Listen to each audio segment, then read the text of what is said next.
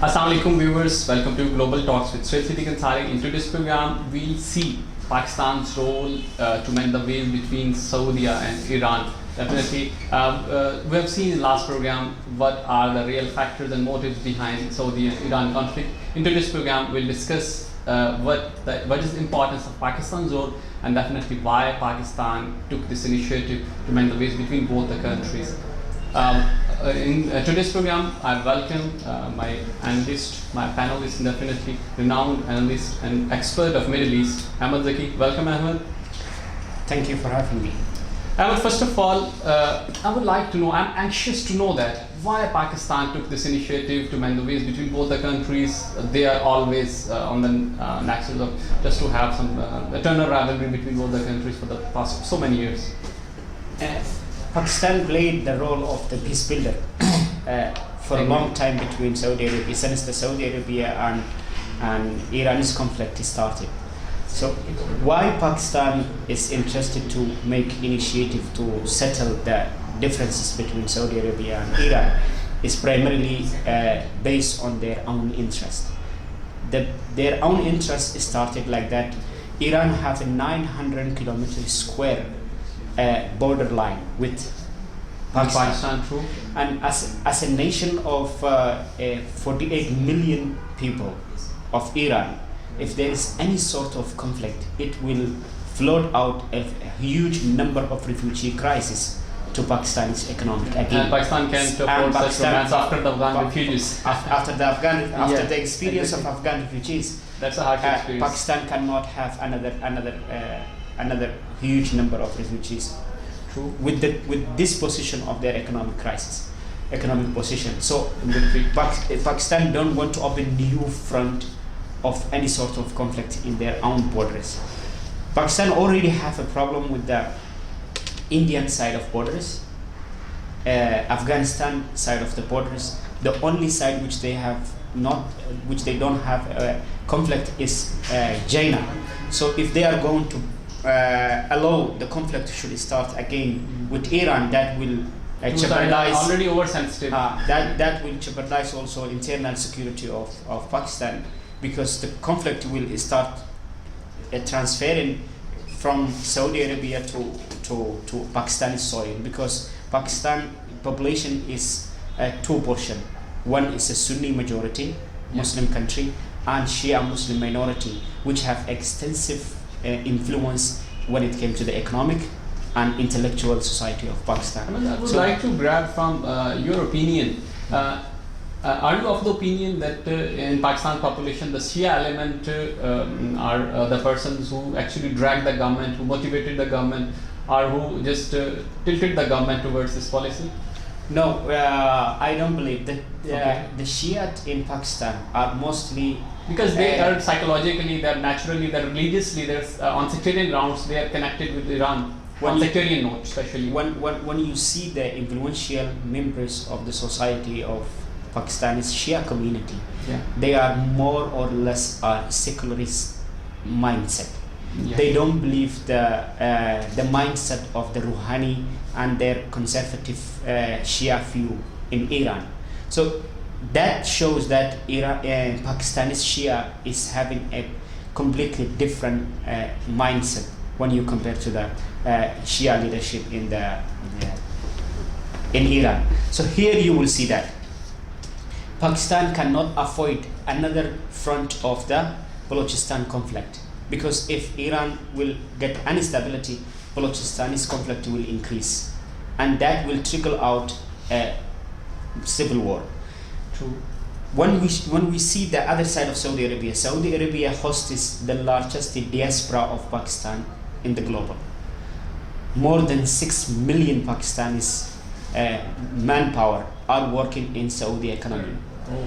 And they are contributing almost 16 to 19% of the GDP of Pakistanis remittance money, which they send from Saudi Arabia that means a lot on the Middle East. So that effect is almost 30% to 40% of the families of Pakistanis economy by the money they bring out from Saudi economy. So this is very huge civil dependency on Saudi Arabia and its economic position. when you come to the political side, Saudi Arabia is always with the side of Pakistan, regardless of the huge sanctions that European Union and America put on Pakistan's economy for a long time. Even when Pakistan tried to make a nuclear weapon, they were getting support from Saudi Arabia financially. So Saudi Arabia is always with the side of Pakistan when they need it most.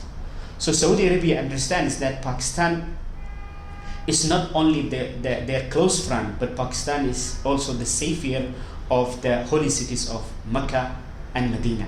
And the only foreign military presence in Mecca and Medina is Pakistan's military.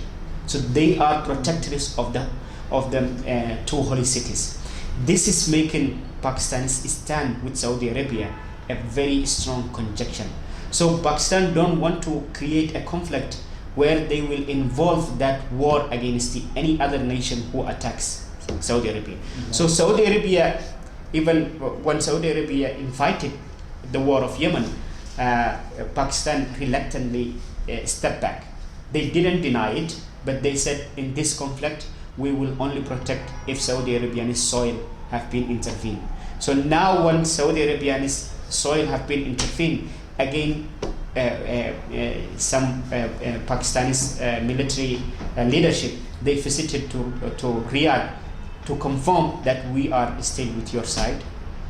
We are providing you military training. We are providing you intellectual sharing or intelligence information sharing with the Riyadh. So that makes the point of Pakistan primarily based on their national interest to not allow any conflict to go further. So every time Saudi Arabia and Iran tries to reach a point that they can go for war, Pakistan intervenes and requests them to delay this sort of unnecessary war. That's an interest of all the three countries, definitely. I would like to mention efforts were started, in my opinion, the ex-Chief of Army Staff Rahil Sharif, and then it was further worked by the current Prime Minister Imran Khan.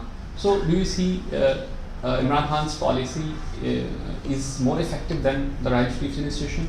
Actually, the previous initiative was the initiative of the BMLN, Noon League. When the former Prime Minister of Pakistan, Nawaz Sharif, he initiated that we should have to negotiate if we are not going to participate in any sort of conflict in Middle East. So Rahil Sharif with Nawaz Sharif, both of them, they visited Tehran and Riyadh to negotiate between the two countries, and both of them, they are willingly cooperating. Okay, Nawaz Sharif remained proponent of this. Okay. And why Nawaz Sharif initiated? A lot of people question Nawaz Sharif's role on that particular period of time. Nawaz Sharif want to complete the project of the pipelines, gas pipeline from Iran to Pakistan. Unfortunately, due to the American sanctions, Pakistan couldn't successfully done that, and Americans were putting a lot of pressure to the administration of Nawaz Sharif on that time. But in the other side, Rahil Sharif go to the both leaders' army and discuss with them the settlement. Instead of propagating war, he said that this is not going to end up anything.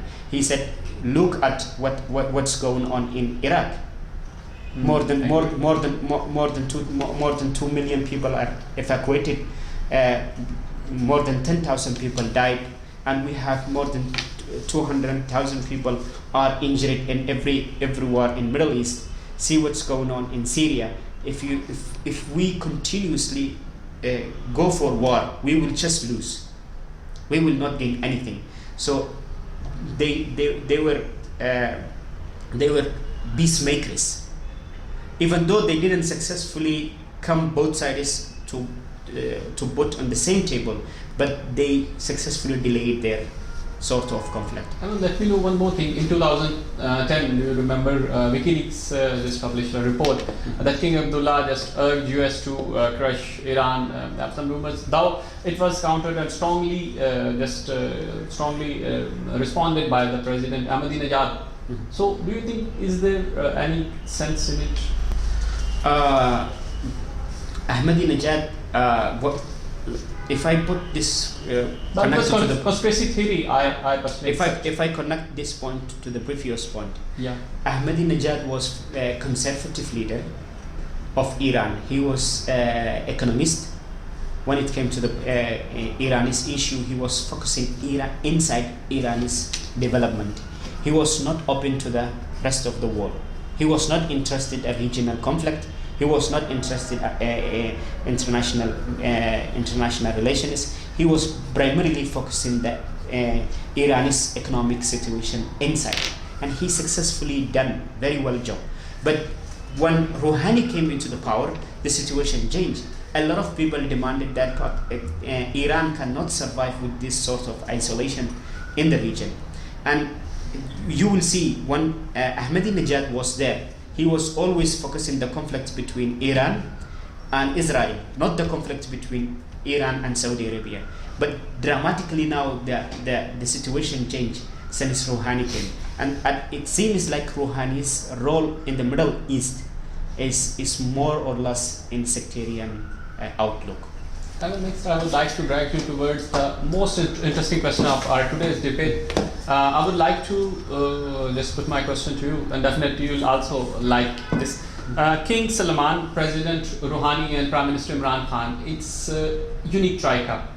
Where if we see these three personalities, as far as King Abdullah is concerned, he is proponent of modernization in Saudi Arabia. Also, he just started Vision 2030 in Saudi Arabia. As far as Rouhani is concerned, being supreme leader of Iranian National Security Council, and also key and top negotiator to EU3 in the past, and also have influential factor. And as far as Imran Khan is concerned, also have global impact and effect. So, do you think that this troika will affect to mend the ways to just get the things in more progressively? If we see that Iran and Saudi Arabia didn't go for war, it's because of King Abdullah and Imran Khan and President Rouhani. All of them are against war. Rouhani don't want to involve war, but the conservative politicians in Iran, they want to take a hardline risk. They want to speak very harshly with the Saudi conflict. They want to play very harsh with the Washington conflict. So Rouhani want to make it a mediator. He want to take everything into the normalization, away from the conflict. When you see in Saudi Arabia, King Abdullah was well known for the development, progressive development, and his progressive development is indicating that he don't like to go for war. Unfortunately, his own son, the Crown Prince Mohammed bin Salman, he is eager to go for war. And since he came to the power, he created the war of... Then there will be different situations. He created the war of Yemen. He created... Syria also. He created the issue of Syria. Yeah. He forcefully influenced the Lebanon Prime Minister to resign while he is in Saudi Arabia, and again when he go back he said, I was not willing to resign. And all this like aggressive behavior or aggressive steps were coming from the Crown Prince Mohammed bin Salman.